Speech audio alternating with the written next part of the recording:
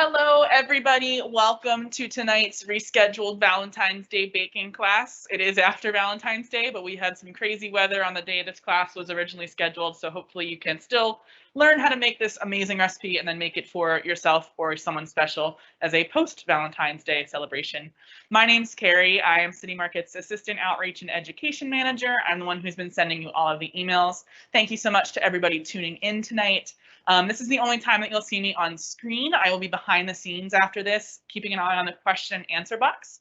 So I'll go back and I will put an announcement into that so you can see where that is and how to access it. If at any time during tonight's class you have a question, a comment, something that you want to share, you can type it into that box. I will see it and I will pass it along to our instructor, Gary. If you're joining a little bit late and you want to catch up to where we are rather than watching from the very beginning, you can hit live. It's down by the play pause button. That'll catch you up to where we are rather than making you start from the beginning. And I think without further ado, I will turn things over to our instructor for tonight, Gary Stuard, the pie guy. We're really excited to have him here. Gary, take it away. Thank you, Carrie. Hello, everyone. This is, again, Gary Stuard, the pie guy, and happy belated Valentine's to you folks. I had hoped that we could have done this class on the 3rd, I believe, of February, because, you know, chocolate and Valentine's just go perfectly with each other. But, you know, love doesn't die after Valentine's, and neither does chocolate. So I had decided that to try to do one of my most favorite chocolate desserts is the chocolate espresso Kahlua tart or pie.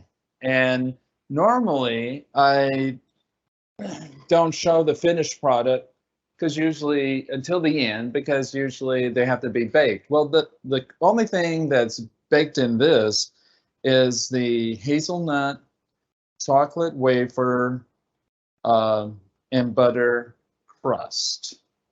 That's the only thing that has to be baked. Okay, and so this is what we're going to be creating right now. And isn't that beautiful? And that just screams, well, one, it screams deliciousness. And I say it's like mainlining chocolate. But also, you know, it's a great thing to make occasionally to let your beloved know, hey, it's not Valentine's, but I still love you. Let's dig in and have some chocolate. So that's what we're going to make today. It just occurred to me that we need to have an oven on at 375. Yep. And so we can go ahead and get started. Now, the crust part is not complicated at all. It's rather easy. The only difficulty this time around was trying to find chocolate wafers. Now, I know Nabisco makes these very thin, crispy chocolate wafers that has always been kind of tricky to find around here. And I looked the other day and I couldn't find them. But what I did find is Nabisco makes an Oreo pie crust. So if you can't find those thin chocolate wafers, you hopefully can find this. And of course, by using that, it really streamlined the process for me. Also, another thing is normally I get whole hazelnuts and roast them. And once I can smell the roasted, and you cannot mistake the smell of roasted hazelnuts. You know, it kind of reminds me of freshly roasted coffee. It's just really wonderful. I couldn't find them at the store I was looking at. So what I did was get a Bob's Red Mill's finely ground hazelnut flour. So again, I used 2 cups of this. And since I want that roastedness, I just get a skillet, kind of put it on high, but you have to be careful because nuts burn easily. So, but I want that roasted flavor. And so I just put it on top of the skillet. I don't have to put oil in. I mean, we already have melted butter here for the crust. Yum butter. never too much butter. So you just put it in a dry skillet, turn up the heat, and just kind of stir it, making sure that it doesn't burn. But once you start seeing some dark flakes and you can really smell the hazelnut, turn off the skillet and then get the ground hazelnuts out of the pan as quick as you can. You can dump it or spoon it out really quick, because I can assure you that skillet, even though you turn off the heat, it's still hot, and the ground up hazelnuts will be cooking, and if you don't get them out soon enough, you'll get some burnt ground up hazelnuts, and we don't want that. If people are really dedicated, could they get Oreos and scrape all the filling out? I was getting to that point. They do have thin Oreos, and you can get the ones that have the chocolate filling or the white filling, it doesn't matter, and scrape them out and give the filling, well, you can eat the filling yourself, don't tell anyone, or give them to your kids if you want them to be bouncing off the walls. But, you know, if you have to do that, do whatever you got to do. So I have dumped the Oreo pie crust in here, and I have my trusty cutter for cutting and shortening into the flour when I'm making pies. And this just makes the process so much easier. Tell you the truth,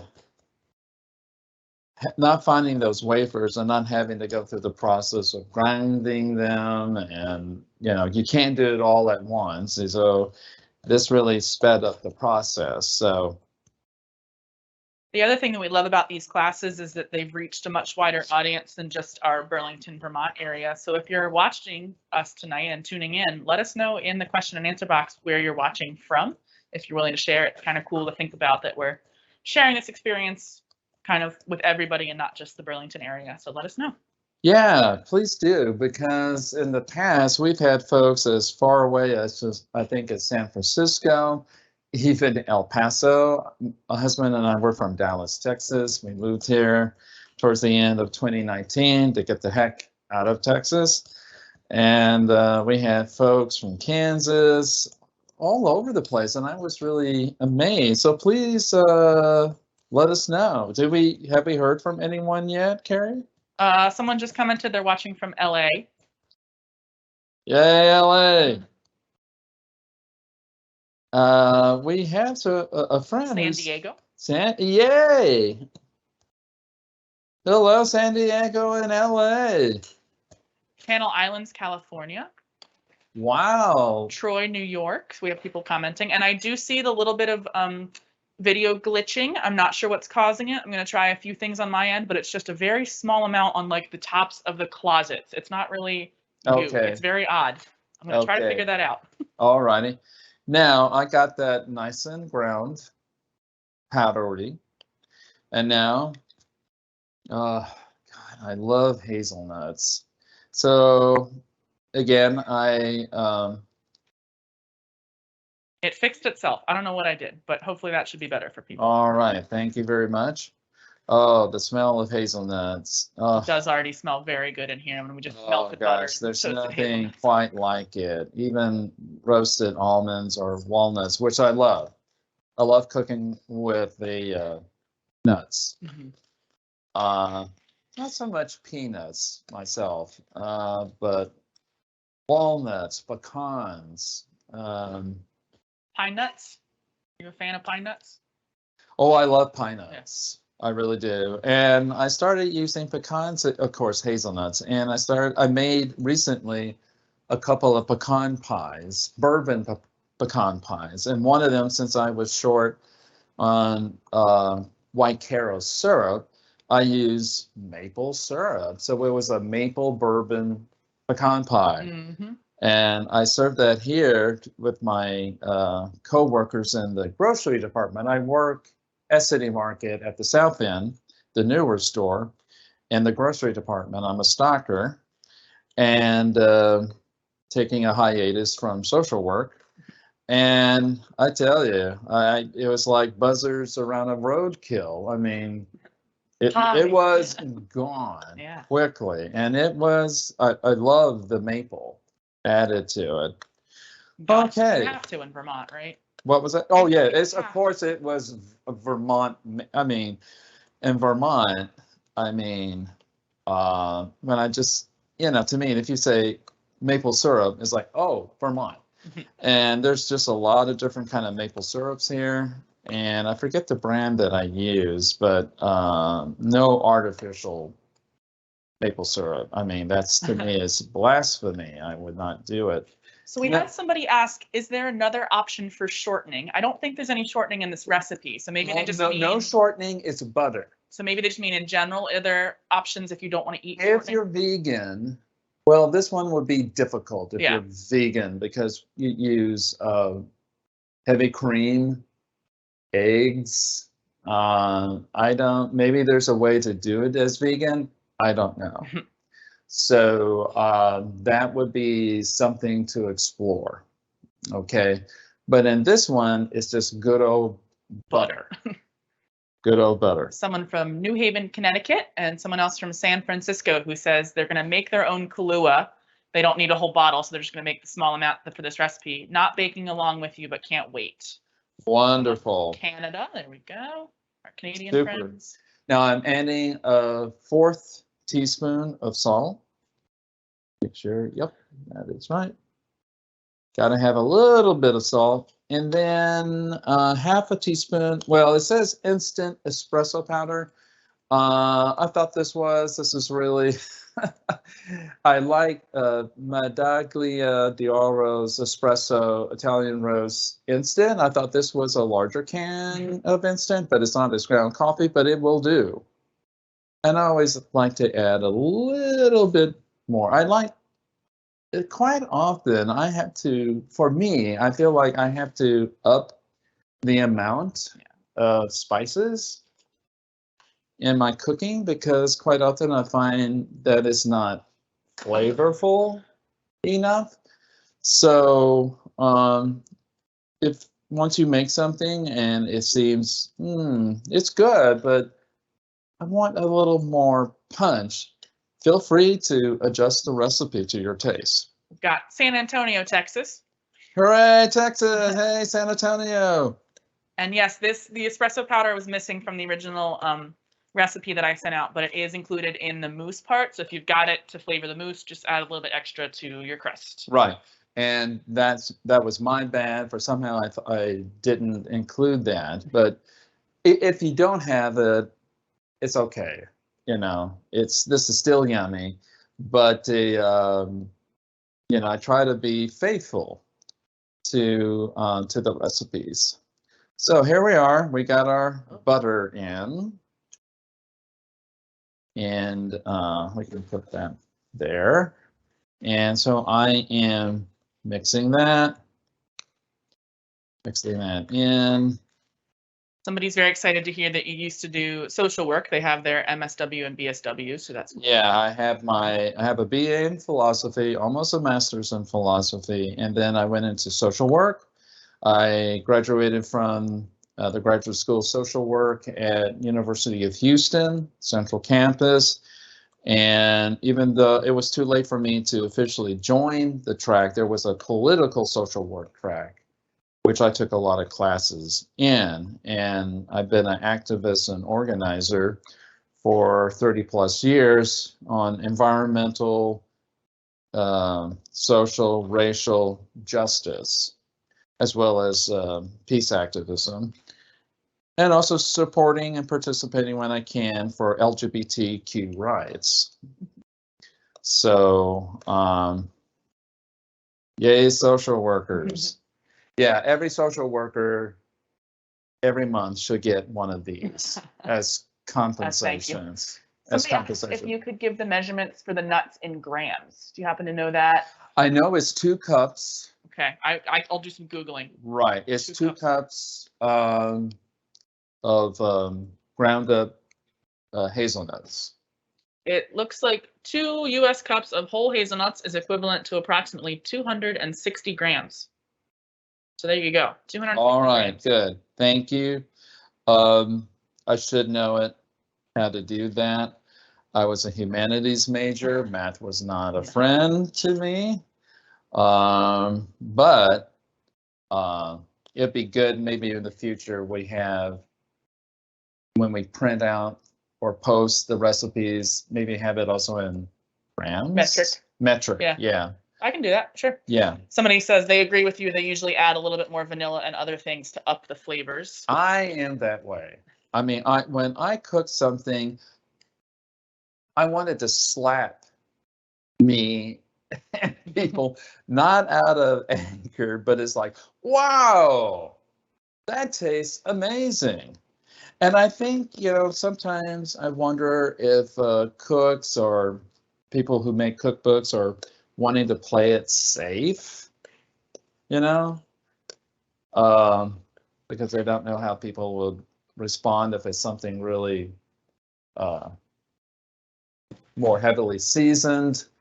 But for me, flavor is everything, as well as the presentation. Now, what I'm going to do is I'm going to use my spoon, as you can see here, and just kind of, make it into a pie shell, making sure that there's no broken spaces, no exposed pie pan spaces, but work this to where I can create a crust.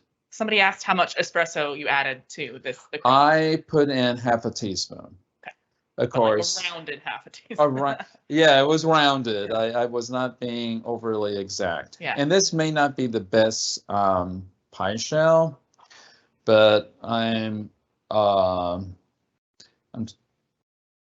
going to be increasing the number of pie shells I have, but this will do because this won't be like a regular dough pie shell. And probably what I should do. Somebody said, yeah, recipes are totally a guideline. Yes. Good call. Yeah. I would suggest, like, if somebody's new, follow the recipe. Okay. If you don't have much experience, and then you can determine, okay, I think I would like to do this. Mm-hmm. Like, for example, double the vanilla or double the. Yeah, what do you think you would like? And that's, why not? And the more experience you have, you can look at, if you have a lot of baking experience, you can look at a recipe and say, I think I can do this. I can add this. Like, I think the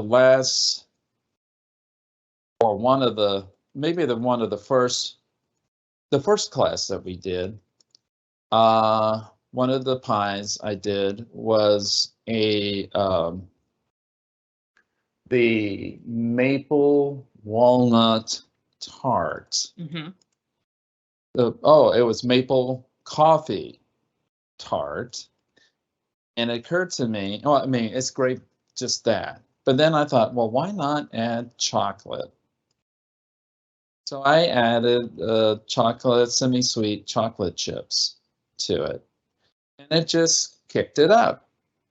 So, it's that kind of thing. So as you can see, what I am doing, I'm using the spatula or the big spoon here to kind of raise the edge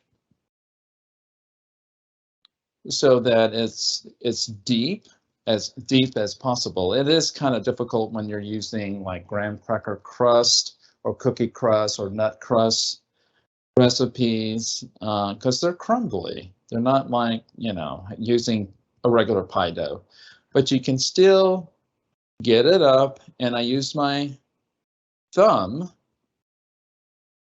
the other thumb, to press the top of the raised edge that I'm making. So it's packing it down, it's getting it firm. And this is going to be put in the oven once I get this done and at an oven at 375. 375. You have 325 in the recipe. 375. All right, cool. We'll bump it up. Bump it up. You have it at 375 for doing the hazelnuts and then bumping it down. Right. So we'll leave it at 375. Right. So sorry about that discrepancy there, folks. They're from Canada and direct social work practice, so it's really clear about their activism in the US. They don't drink, so they're going to make this part about the buzz. And we had a couple people email about that. And Gary and I talked about how if you're not into Kahlua, you can just do a certain amount of extra espresso with the liquid to make. Right. Yeah. You would have to adjust for the liquid somewhat, I would think. I haven't attempted that though. Yeah. And with this now, the chocolate filling does get cooked. And when alcohol is baked or cooked over the stove, the alcohol cooks away, though it does leave the flavor. Now, I know for some folks, they still don't want to have that alcohol taste. So, and that's perfectly fine. So you can leave out the Kahlua and really, maybe you don't even have to bother with the liquid aspect. And it's going to be tasty enough. I mean, you're going to have the coffee flavor from the espresso. And so that's fine. That's fine. Again, it's a great example of, okay, I can't or I don't want this particular flavor. I'll make it my way. And again, you know, it's recipes are living things, just like any artistic tradition. And so we get to play with it, you know. Now, you see, there we are. That's what it looks like. I'm going to put this in the oven for 20 minutes. Do we want to fridge it at all first? No. Okay. Doesn't need to be fridged. It's ready to go. Which oven is? The one all the way to your left. Oh, okay. And I just need to be notified when 20 minutes are up. Okay. That was not hard, right? That was pretty cool. So now what we're going to do is going to start working on the mousse because the filling is like a mousse, very thick. And right now we're going to, we have our egg yolks. I'm going to go ahead and beat them. And in fact, even though it just says 2, when I made this yesterday, I didn't think it had enough fluid in it.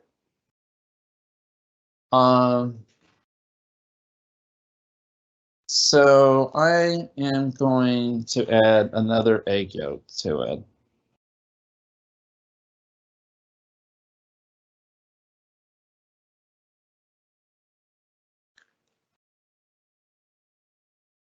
It's always kind of precarious when you're cracking an egg and trying to separate the egg whites from the yolk. But I'm sure a lot of y'all don't have that problem.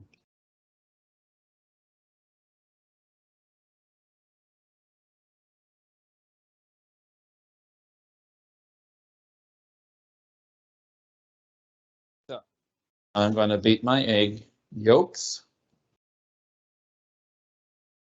I'll just put that there for the time being.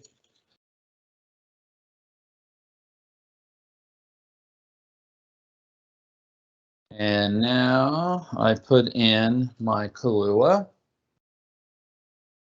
You have to trust me, this is Kahlua. We cannot bring bottles of alcohol, hard liquor here. Downstairs, there's plenty of bottles of beer, wonderful beer and wine. Yeah. So and here I use a half a cup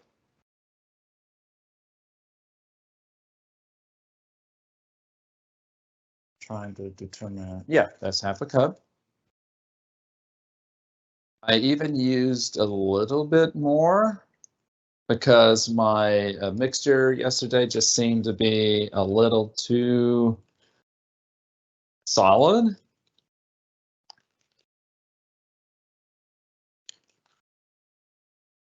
Yeah, I know you coffee freaks out there, and I love my coffee. Or just maybe, I hope you're drooling at this point. Yeah, we actually had somebody who said they don't really like the taste of coffee, so they're going to substitute almond milk as the liquid instead of. Yeah, I mean, again, that's being creative. Yeah, and see how That's it turns being out. very, in fact, let us know how that works for you. I would be very interested. Okay, now I will use 1 teaspoon of the espresso.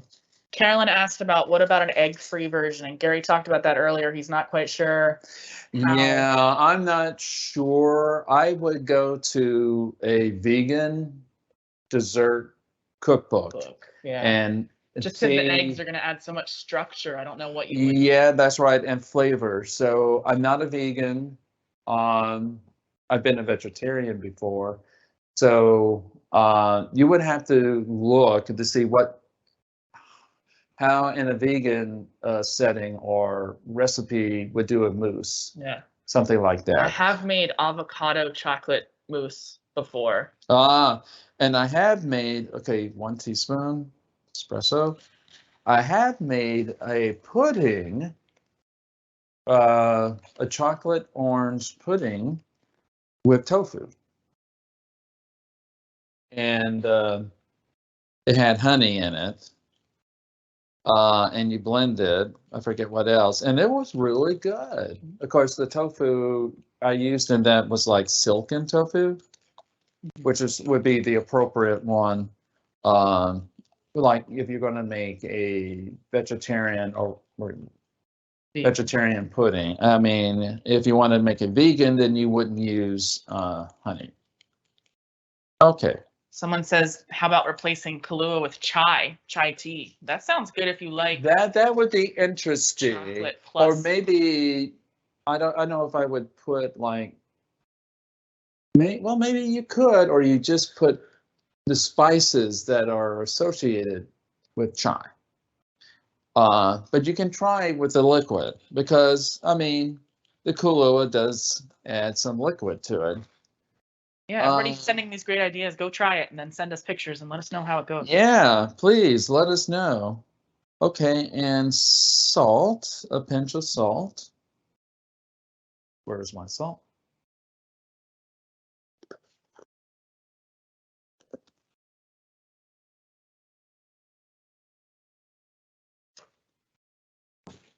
Yeah, I made a really good vegan chocolate tart that was like nuts and dates as the crust, and then avocado chocolate pudding. Yeah, now that kind of like this. That sounds incredible.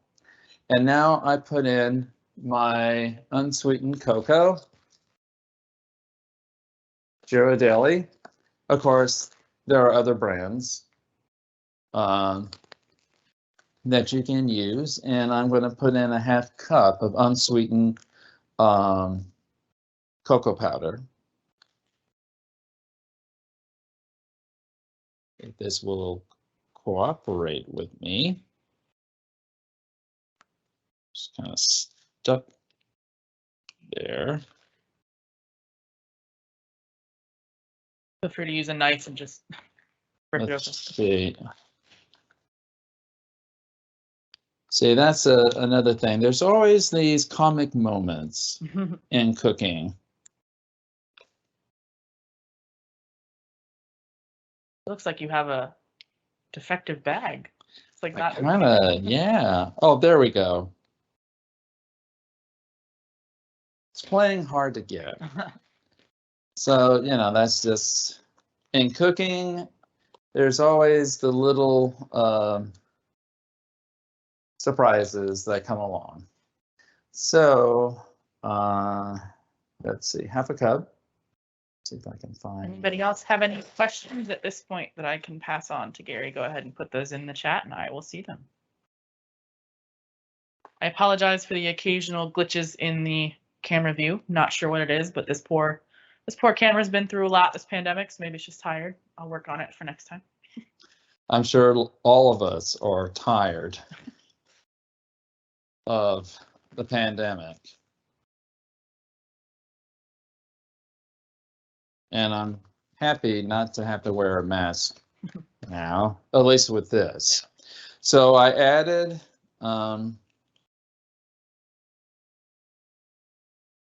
in fact, I can use my whisk. This seems to be more liquidy than what I was doing yesterday. So I'm mixing the cocoa powder, the egg yolks, the Kahlua, the espresso powder, getting them all together. Now, while that is going on,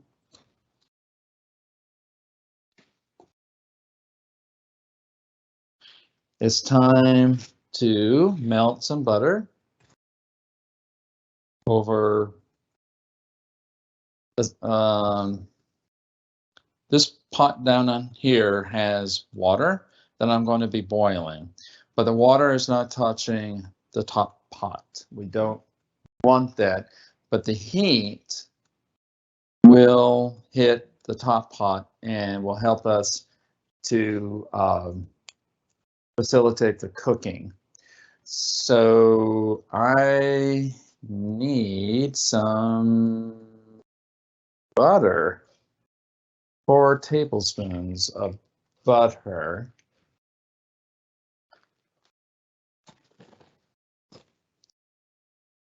Any butter in? I'm gonna go look. Okay. Sorry about that, folks. There's always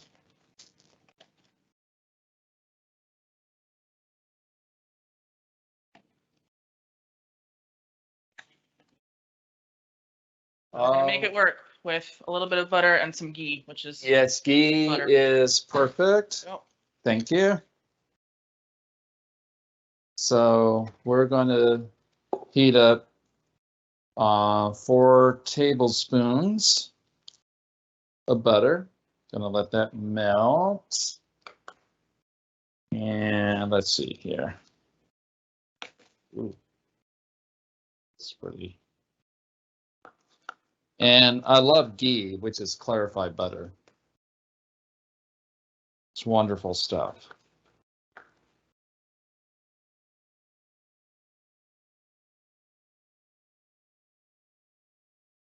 So that is going to start melting.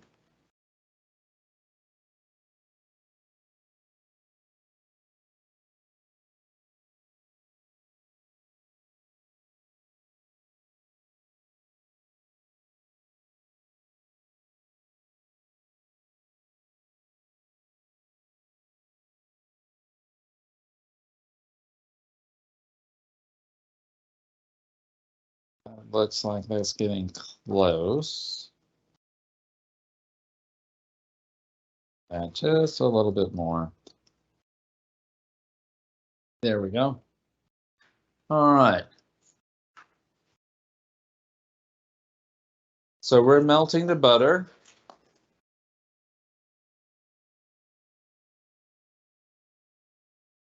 As we're melting the butter, along with that, we're going to be melting the bittersweet chocolate.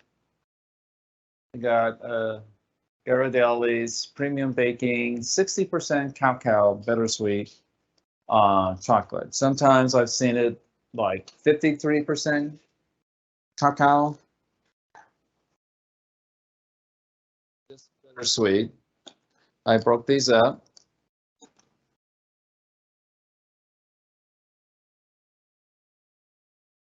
And in there. And I'm going to get a spoon.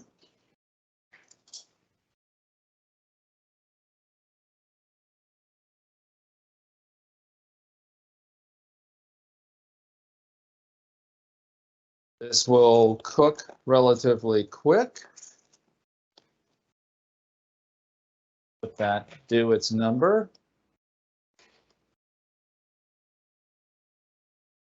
Do folks there have any questions right now? I will check. So yes, we're using some clarified butter rather than regular butter just because it's what we Yeah, that is my boo-boo. Normally I wouldn't use clarified butter. But it's going to do the same thing. But it's going to do the same thing. And again, happen along the way. So you make do. Or if you have, like I have, an incredible spouse, yeah, we'll go and get to the store and pick up what I forgot. Here, Carrie helped me out. Of course, we're in a grocery store, so that helps a lot. But yeah, this is slowly melting. And what I'm going to do is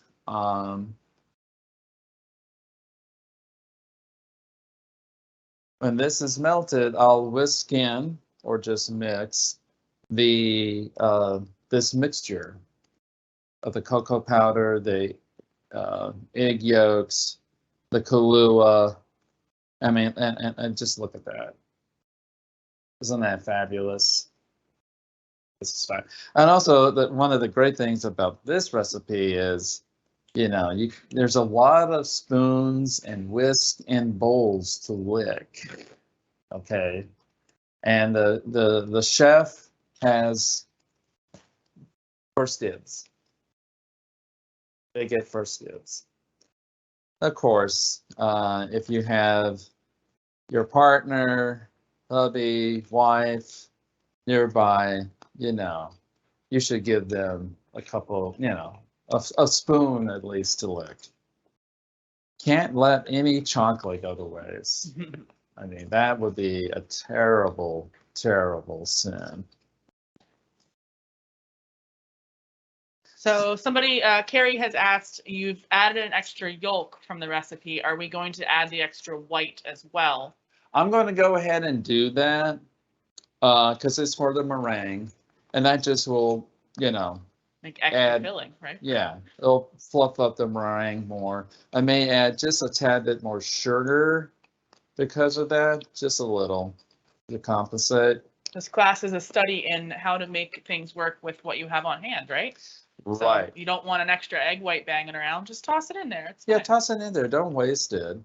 I mean, I do encourage folks to follow the recipes as much as possible, but like I was saying earlier, that I felt that this mixture that I made yesterday was just really thick and was almost like fudge. And it's like, even if I add another egg yolk, of course, that would make it richer to me. It would make a richer filling. And so I can also use that egg white as well. So as you can see, yeah, the water is boiling and this is melting pretty nicely. I know maybe seeing melting chocolate with melting butter, it may not be the most exciting, but I'm smelling it and it's pretty exciting. It's pretty exciting to me. Okay, we're getting close to where we can add this to this.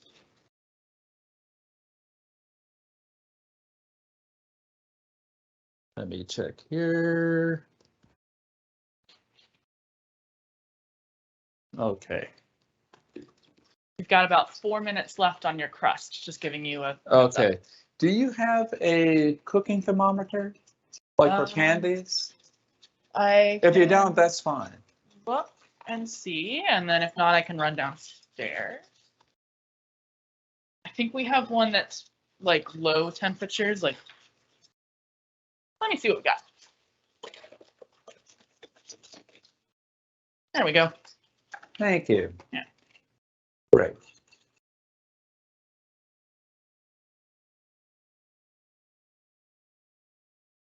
Okay, that is melted. So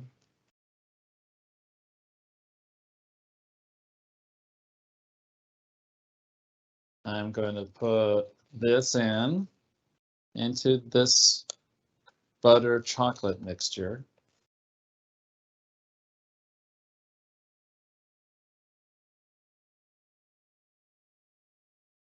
Okay, you chocolateholics out there, I know you're salivating now, or you should be. I mean, it smells amazing. I'm hungry.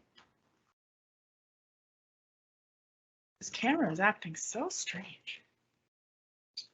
Like, we can still see you. It just keeps going like pixely and weird. I'm gonna do some more fiddling while Gary's baking and hopefully make the camera better. And of course, I tried to get as much of this mixture, the Kahlua eggs mixture, into this. But of course, you know, somebody's going to have to lick the bowl. Okay, somebody's going to have to lick the bowl. City Market does not condone eating raw eggs, but yeah, somebody. No. Well, I mean, you do when you drink eggnog, right? I actually did an eggnog recipe video for work, and it was a cooked eggnog. You actually you almost like cook it as a custard and then chill it back down. It was very interesting. Yeah, it's always safer, you know. We have such nice, safe, fresh, local eggs here. I'm not worried. Oh, the eggs here are amazing. And free range organic eggs is really fabulous. So as you can see, what I'm doing, stirring that together. Do you want me to go take the crust out when the yeah, if you off? could. Yeah. Let's see.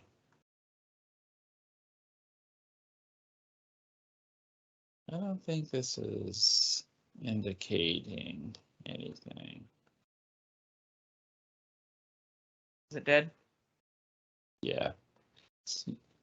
I need so, but basically I will cook this for a while. Yeah, what are we looking for people that don't have a thermometer at home? How would you know? Yeah, that's a very good question. It says now cook it until it's thickened and registers 160 on an instant read thermometer.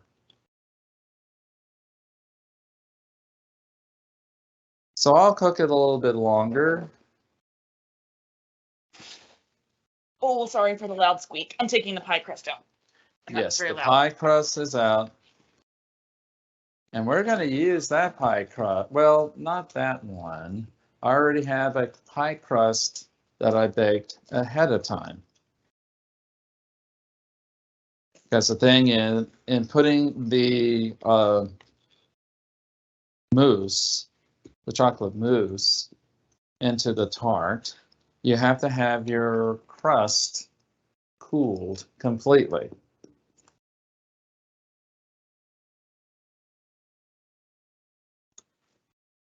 Let me just adjust this a little bit. Do you have the thermometer? Yeah. So it's actually. Oh, okay. Let's see if that works.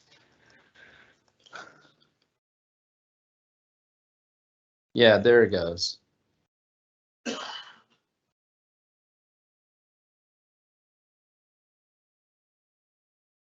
Oh my God. You're going to love this. You will love it. Somebody has asked Grand Marnier or Amaretto. I'm guessing instead of Kahlua. There's a lot of context with this question.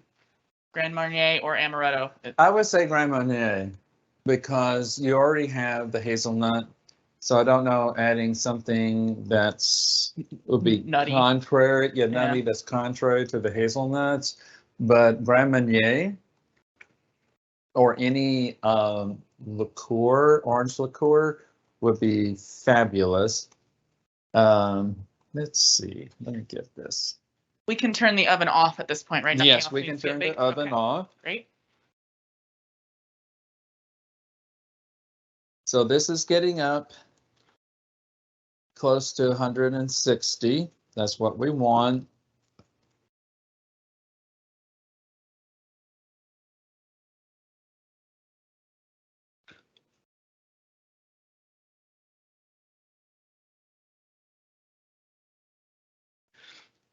Almost there. So it's just a little bit thicker than when you started, right? You're Yeah, it's cooking those thicker. eggs. Okay. It's thicker. And this is what we're going to fold into the meringue. And now, for class purposes, it says let cool completely. Should we stick this in the freezer? Yeah, that would be good. This needs to cool. Okay. Could you also do like the ice bath technique where you set the pan? Yeah, down you with can ice? do that. Okay. Yeah, you can do that. Usually, I sped up this process by doing a lot of things ahead of time. So normally just setting aside and taking care of other things that, now tonight I kind of pre-did a number of things. So normally it would just cool by itself, but if you're pressed for time, then, have a ice bowl, you can put it in ice water and put the pan in, or you can just put it in a refrigerator. That should be enough. So we're at 140. Yeah. We're getting there. That's why I always send out the caveat with our baking classes that we love when people cook and bake along with us, but a lot of times with these classes, we do things in advance or we have things at different stages just because it doesn't usually always fit in an hour and a half of class time. So. Yes, and I try to be as prepared as possible. And even that, sometimes something gets forgotten. But my Fred, my husband, who's over there, is my manager. He is my manager, and because sometimes I get I am OCD. I mean, I'm proud to admit it. I try to be on top of everything, but sometimes, little things slip. But he's there to remind me, oh, we need to do this. You need to have this done, blah, blah, blah. Thank God for that. I need it. Yeah, so when that's done, I'll run it to the freezer and then hopefully it should cool enough while we're doing the other steps that we'll be able to. Okay, so we're at 160. Perfect. Hurrah! Hurrah! Oops. We don't want to have a... Okay. So what I am going to do... Oh, it's okay. Don't worry about it. Turn this on. I'm going to put this in one of these bowls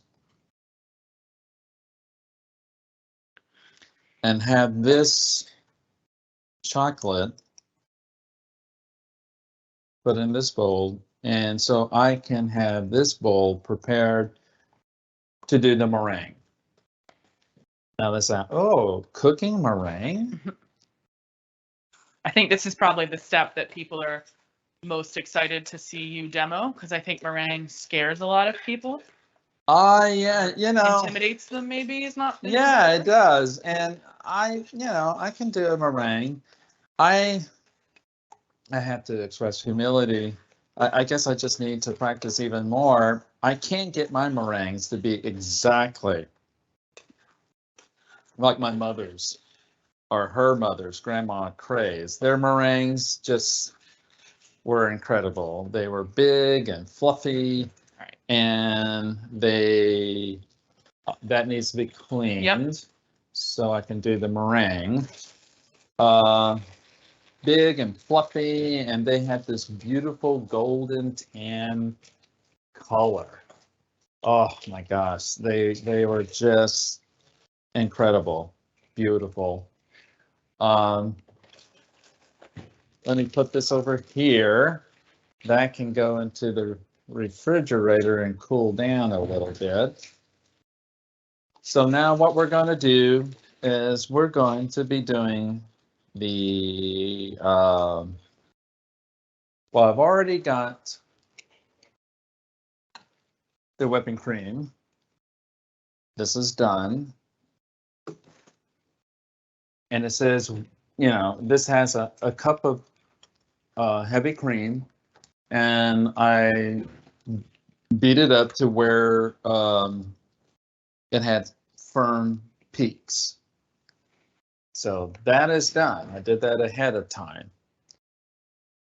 Thank you so much, Carrie. See, we have become a team. All right, so that is done. Now what we're going to do is whisk egg whites and sugar in the heat-proof bowl, or this hot. So I'm going to put in my egg whites. And again, this is 3 egg whites. And I am going to add, let's add a couple of more sugars.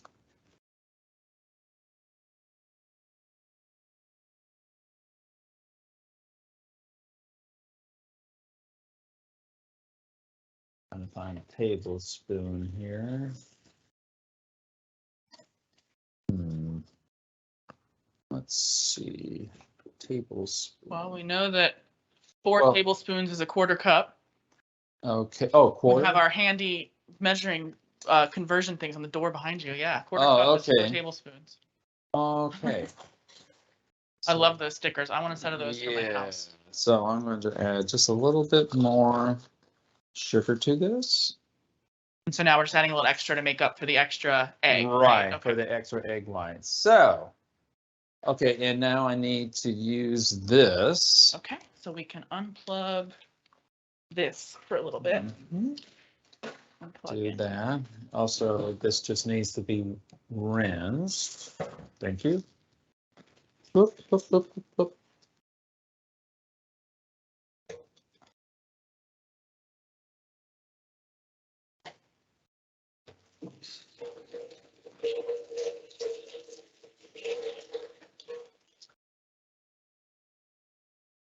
Thank you.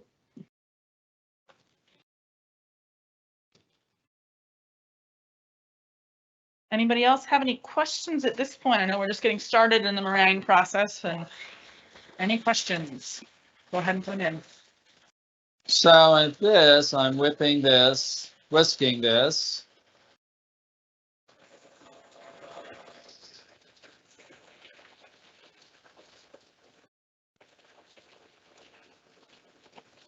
And this also, it recommends a degree, 160 degrees. So I guess we need to have that cleaned off.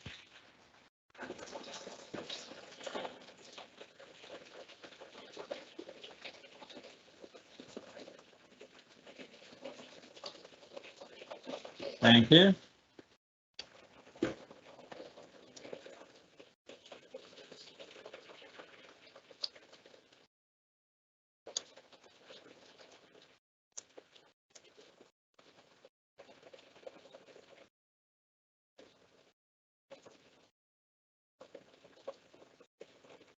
I know this looks a little involved, but really, it's simple.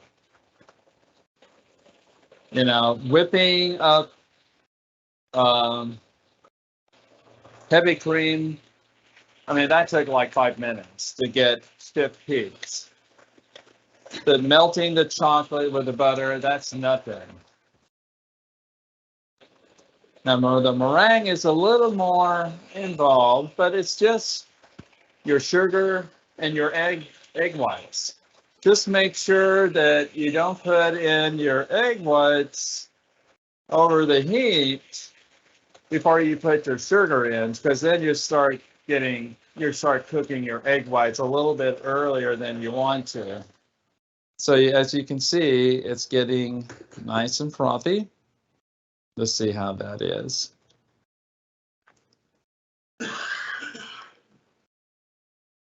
It's getting there.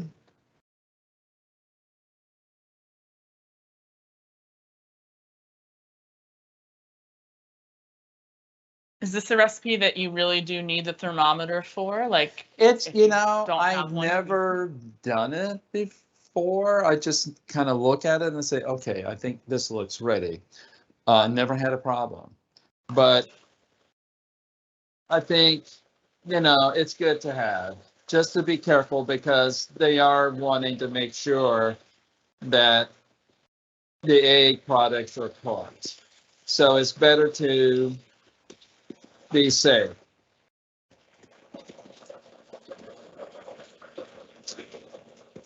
Now, my mother never, the only time that she used a thermometer was when she was making candy.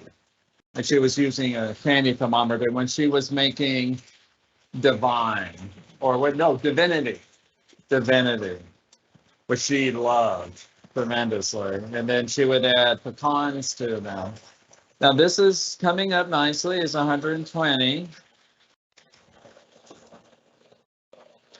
So let's just let that sit for a while. And how are folks doing out there? I think a couple people are definitely planning to bake later, but they're not baking along because, like I said, I always tell people we've done some steps ahead of time. But I think people are hanging out and enjoying themselves. Good.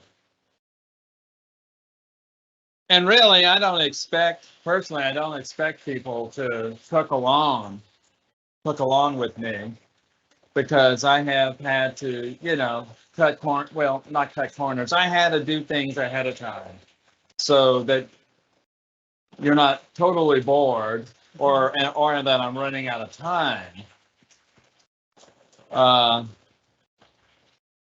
It's always hard with the baking class. Some of the classes we do, people could definitely try cooking along, but the baking ones, you tend to have a lot of steps done ahead of time. What was that? I'm I sorry. was saying a lot of the cooking classes, they probably could cook along if they were trying, but a lot of the baking classes, we have everything done ahead to make it fit within the time, and it would be hard. Were they cooking also? Sometimes some people try to cook along with some of our cooking classes, yeah. You know, because they're usually around dinner time, so people are like, I'll just make dinner with you. Well, it would help if I had the heat on.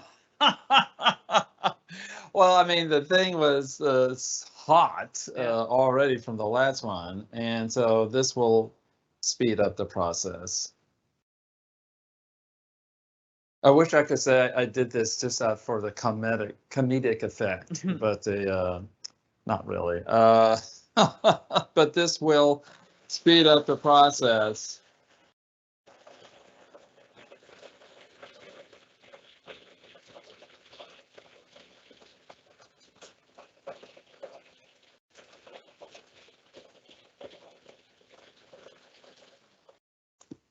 Okay, let's see how that goes. And while that is heating, getting the big bowl to put all the different parts together. And I've been stirring the chocolate mixture in the freezer occasionally, trying to get it to cool down. It's still a little warm, but it should be getting there. Yeah. Good. This is at 120. Moving up to 130. So anyway, let's see. It's an airlock freezer, so you have to let it. I'd be interested vacuum in hearing cool from everything. people, from you guys, well, I shouldn't say guys, from you folks, about your experience in baking. Why are you watching the show? How much experience do you have in baking? What kind of experience you have with working with chocolate? Also, what chocolate desserts that you've done that you think are killer? It'd be great if you could share that, and maybe there might be a way that we can share it online for folks. Yeah. I will see what responses come in and let you know. Right. I've said this before at the very beginning when I started doing this, it's getting close to 160, is I see this as one way of developing community. Before I talked a lot about during these stressful times, and they are stressful and they are kind of cray-cray. We need to do things that are nurturing for us, as well as, being creative. I think that's very nurturing. Food is always nurturing, though we try not to overdo it on sweets or fatty foods. But also to build community with each other. I think that's really, really important. And food is a wonderful way of bringing people together. And so I know folks are scattered throughout the United States, and I'm really honored that so many people from outside of Vermont are tuning in, and I take that as a tremendous compliment. And so I kind of say we're creating community here. So any insights that you have, experiences in cooking, Favorite things to make. yeah, recipes, and even really powerful experiences you've had with food. How you use food to build community, and maybe your family, and maybe you're at the workplace or your neighborhood. There's so many ways that could happen. And it'd be great for us to be able to share that with each other, and also for me, this is a way of building solidarity.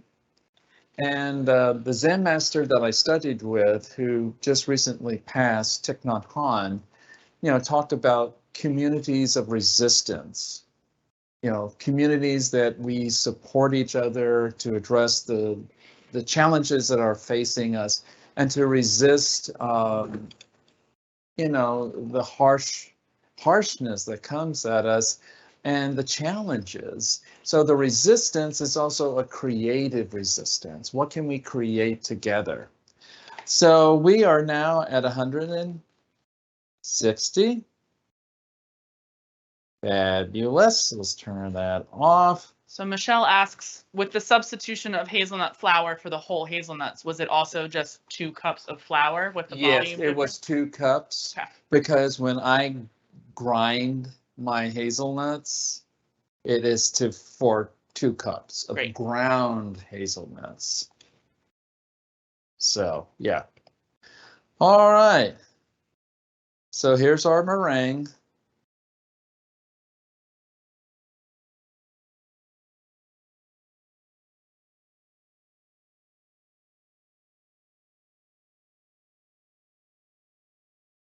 So I'm still going to do some whisking.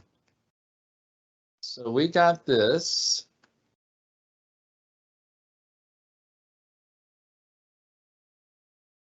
I'm gonna whisk it some more till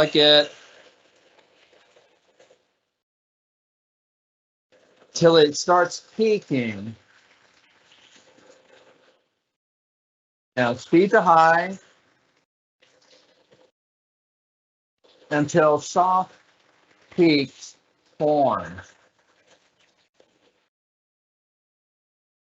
Soft peaks.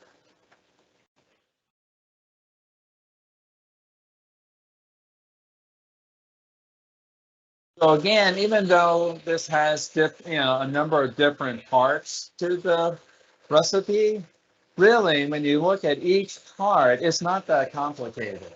It isn't. But it's good to have everything laid out. So okay, this is the next step, this is the next step, and have your ingredients close to each other.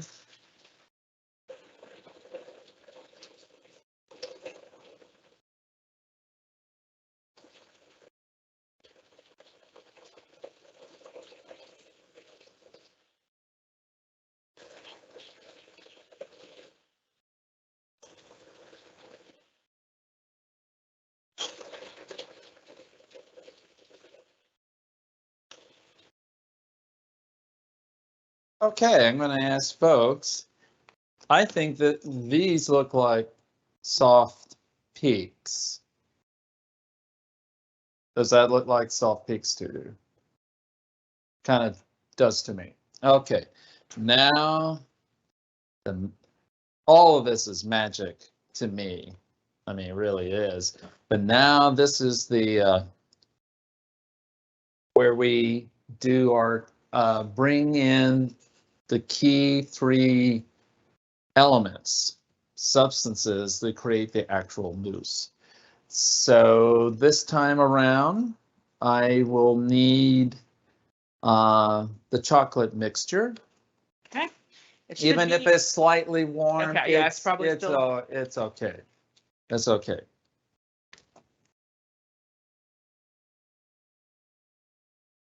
It doesn't feel super hot, so I think we're okay. That is perfect. We had someone who said they're watching from southwestern Ontario, Canada. Welcome. Welcome, Canada. Somebody else who says, I've tried many pie crust recipes, but I was never satisfied until I tried yours. I was so happy to have a flaky crust. Thank you for sharing that pie recipe with us at a previous class. Oh my God! I tried your pie. Thank you so much. that brings me great joy.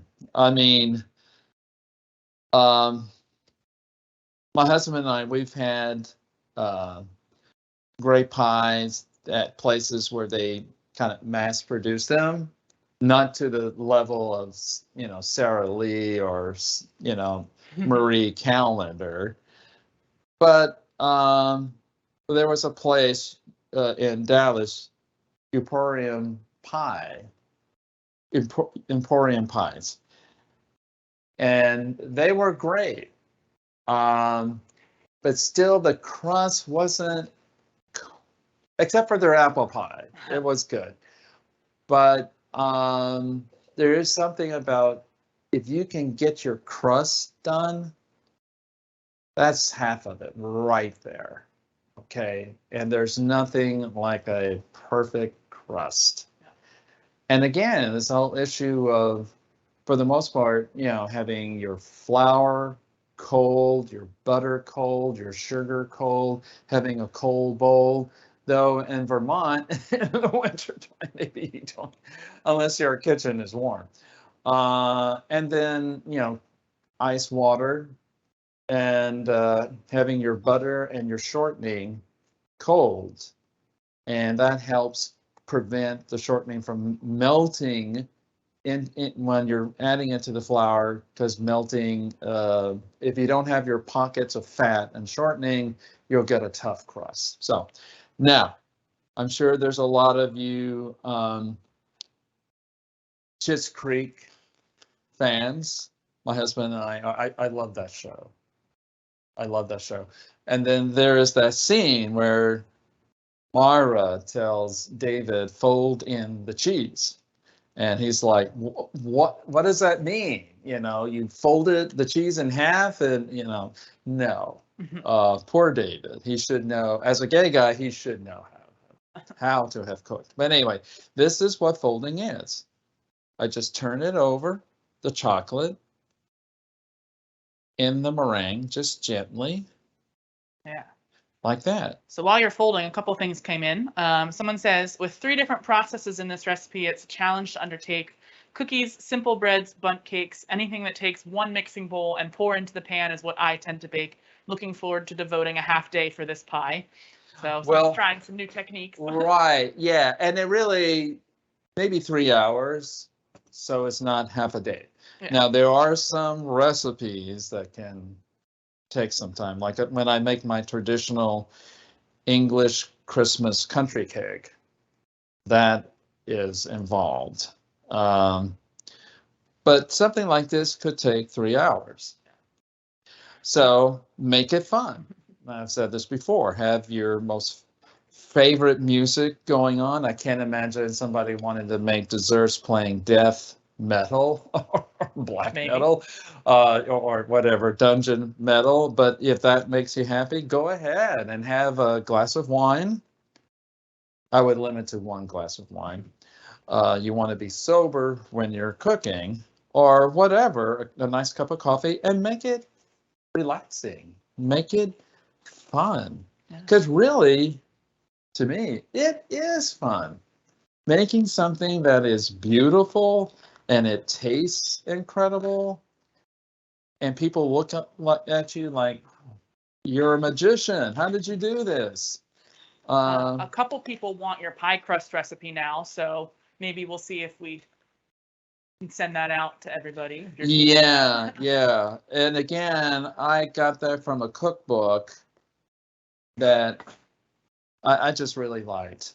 Yeah, I'll send that out tomorrow when I send the survey. Right, it's a great cookbook. I mean, there have been other crust recipes that I've used, like from Gary Stuard.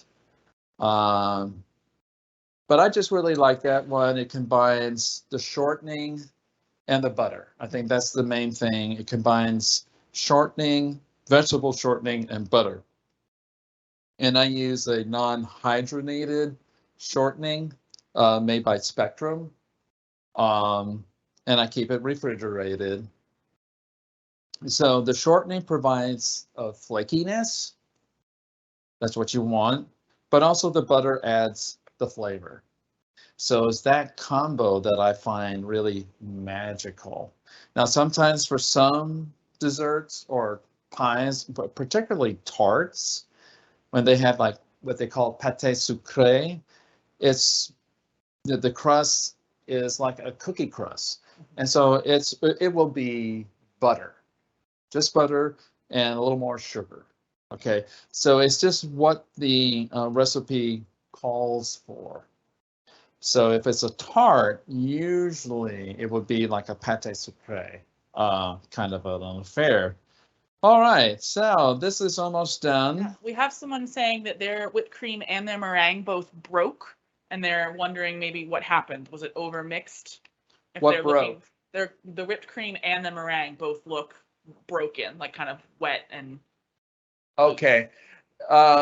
For the whipped cream, I used I whisked it electrically until I had peaks that held.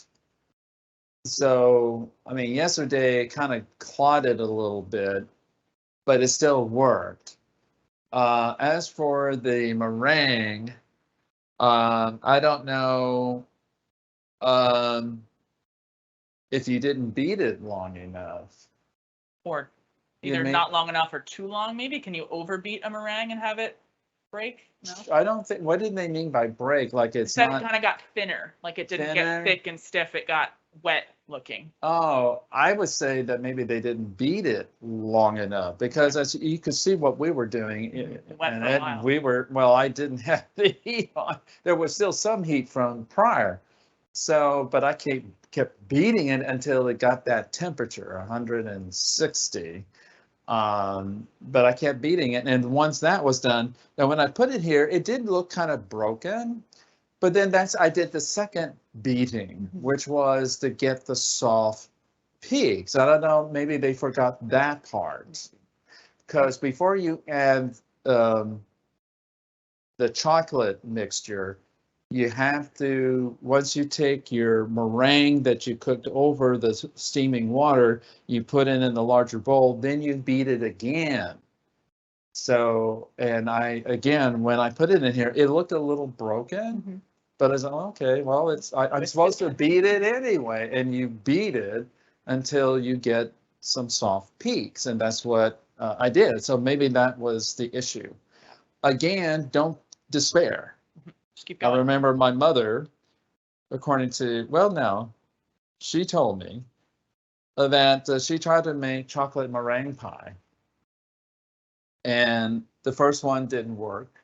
She threw it out of the window, supposedly, and she made another one right afterwards. That didn't work, and then she did the third one, and that kept. I'm not saying you should do that, but don't give up. Never give up. Sorry, somebody else says that the recipe says that you should beat to stiff peaks. Is it just a matter of texture going from soft? I misspoke. The peaks are stiff. Okay. After we cook the meringue, when we put it in here to make the larger mousse, you beat it until you get stiff peeps. Because that's going to help. That, with yeah, that is going to help you. Now, this is, again, I'm putting in the whipped cream. And again, fold. Somebody else put your Schitt's Creek reference in the chat, so they appreciated that. They put. Oh yeah, I just said that scene. And poor Maura, what would she know about cooking? My God. He said, you just folded in. And when he left her, so David, what does burning smell like? And it's like, oh, these poor people, oh, so hopeless. But this again is what folding, and it's a beautiful thing when you think, look how graceful that is. And if somebody's watching you, they're just going to say, wow, You're so gentle. It's very gentle. It's like, this is your baby, okay? It's not like your teenager that you're beating, okay? No. Not that I approve beatings, but you lovingly. Because you're trying to keep the air in there, right? Right, you want to keep the fluffiness, because this is going to be a mousse, not a solid disc fudge of chocolate. No, there are desserts where, I remember when I was in France, they had the most incredible walnut tartlet and tarts, where it was like a creamy walnut filling, and they put on a disc of dark chocolate on top. I want to make that. That was just incredible. So good. So again, remember, up, over, up, over, up, over. We do not have Gary's pie class up on the website yet. It takes us like almost a full day to upload a single video because of the conversion process. So it's not up yet. We're a little bit behind on classes, but it will be. And then I will see if Gary's okay with sending his recipe out to the email tomorrow. But yes, the class on pie with the pie crust will go up on our website eventually. So keep excellent. Checking. And we'll be doing something for the spring season. Spring, yeah. Once we get rhubarb and strawberries in. I mean, I have a recipe for strawberry rhubarb pie with orange liqueur. Originally, I used Grand Marnier, but I think Cointreau or Cointreau is just fine. You know, a sweet orange liqueur. And I remember at one of our homes, Fred and I had some friends over, and one of them is a professional caterer and very respected now in Dallas for his cooking and his catering. Anyway, I put it straight from the oven and served vanilla ice cream with it. And I was in the kitchen cutting up the pie and putting ice cream on them. And I heard this comment. It sounded like, Gary, did you put crack into this? No, or crap. Yeah, it was like, Gary, I forget what he said. I thought he said crap. I thought, crap. What do you mean? I put crap in my pie. And he said, no, did you put crack in it? It's so good. It was so good. It was like a drug. I'll just say it's also just really nice to think about strawberries and rhubarb in spring when it's cold and dreary and snowy. Oh, yeah. I mean, I love rhubarb. I love just a rhubarb pie. Mm-hmm. It's just amazing. It's just, it's just some sugar and nutmeg. To me, that combo is just fabulous. But I've, strawberry rhubarb, but also I've done raspberry and rhubarb. Mm-hmm. Wonderful, because raspberries, like strawberries, are very watery, and they tend to dissolve into mush. And the rhubarb provides a tartness, but also some body to to the pie. And I've done blackberries and rhubarb, and that was really good. Now, folks, I think we are, oops, the little streak there of whipped cream. We'll work that through. Any questions right now? We're just about 10 minutes from the end of the class, so now is the perfect time to submit questions. Just keep in mind that our stream goes out to you all at about a 30-second to a minute delay. So if you're like, why haven't they answered my question yet? Just know that like maybe we're a little bit ahead and we'll get to it, I promise. So yeah, now is the perfect last 10 minutes of class. Time to add your questions. Wow. It's by accident. I tried to. I didn't time myself before, but it's pretty amazing that we did it. Yeah, right on within time. So here we go. This is the pre-baked shell. And this is what I'm going to do. And I also did put the link to our virtual classes page in the chat for everybody to keep an eye on that for when Gary's pie video goes up. And looks like we have mousse to spare. Oh no, what are we gonna do? Well, whatever you do, you do not throw it out. You God, eat it out of the bowl. I don't know what you're talking about. I know this is vulgar, but that's okay. You're gonna take it home, so it's your mousse. Well, yeah, we are taking that home. And oops.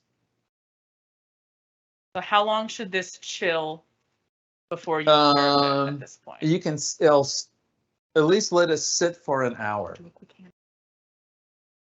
At least an hour in the refrigerator. Yeah. And or you can let it sit overnight. Okay. So need to kind of make it look classy on top, not like it's just a dump. Again, remember, you are an artist when you're doing this. You're an artist. So we can let our guinea pigs here try some. Let me go run that one over to the fridge for you. And here we go. Take that and put it, at least get it cold for you guys to bring it home. And let me get a knife and cut into this little darling.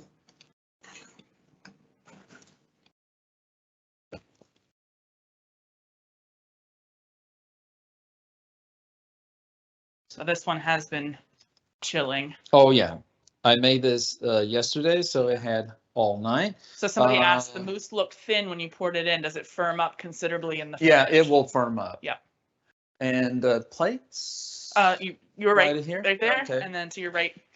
Yes. Or there's small dessert plates down on the shelf below that, like plastic dessert Oh plates. yeah, here we go. Someone says, we love this class. Thank you so much. This has been a lot of fun. That is so exciting to hear. I love that. And I do want folks to see one of us enjoying this. Who wants to come up here and people have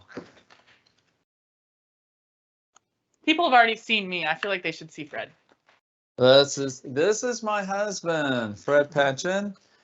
And after this, we're going to go to a nice Chinese restaurant for our Valentine's celebration. So somebody also commented, this one looks darker than the one that you just put. Yeah, I noticed that. I noticed it too. Well, we did add an extra egg, right? So yeah, we did, and that may have, and you know, they don't always look alike. You want to come here? Well, he's not mic'd, so it's fine. So, all right, we're going to enjoy our Kahlua pie together. Thank you all so much for tuning in tonight. Thank you to Gary for coming and teaching. I'll send a survey out in an email tomorrow. The class is recorded. Like I mentioned, it takes us a while to get them all up, so keep an eye out for it. I'll send an email, and I will send Gary's pie crust recipe. Oh, let us know you guys have to make this. This is incredible. I'm in heaven. Someone commented, isn't it hard to cut it out of such a deep pie dish? Do you kind of have to wedge it out? No, you get either you use a pie cutter. Or, I use this. Yeah, you just and the crust. Lever it out. together. I don't do this in a tart pan because originally it does call for a tart. You put in a tart pan, but that's always been kind of iffy. It breaks. It's a lot thinner. It's a lot thinner, and you know, it's a little more fragile crust. So I just use something like this. But if you let it sit overnight, oh, it'll keep its shape. Perfect. Thank you, everybody. I wish we could all be here enjoying this together, but someday we'll hopefully get back to in-person classes.